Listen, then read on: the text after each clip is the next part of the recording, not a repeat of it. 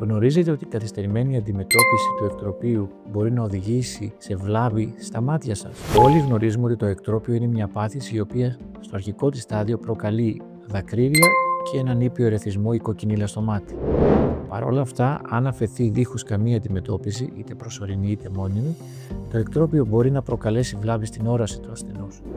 Ο τρόπος που αυτό συμβαίνει είναι ότι σιγά σιγά ο κερατοειδής αρχίζει να ξεραίνεται, μπορεί να επιμολυνθεί από τα διάφορα μικρόβια του ματιού και τελικώς να οδηγήσει σε μείωση της όρασης, η οποία μπορεί να είναι σημαντικού ή ήπιου βαθμού ανάλογα με τη βαρύτητα. Το ερώτημα λοιπόν είναι, υπάρχει κάποια αντιμετώπιση η οποία να μην είναι επεμβατική και να θεωρηθεί ως προσωρινή λύση για το εκτρόπιο? Η απάντηση είναι ναι.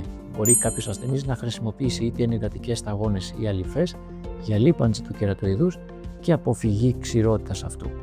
Παρ' όλα αυτά, η μόνιμη λύση στην αντιμετώπιση του εκτροπείου είναι πάντα χειρουργική.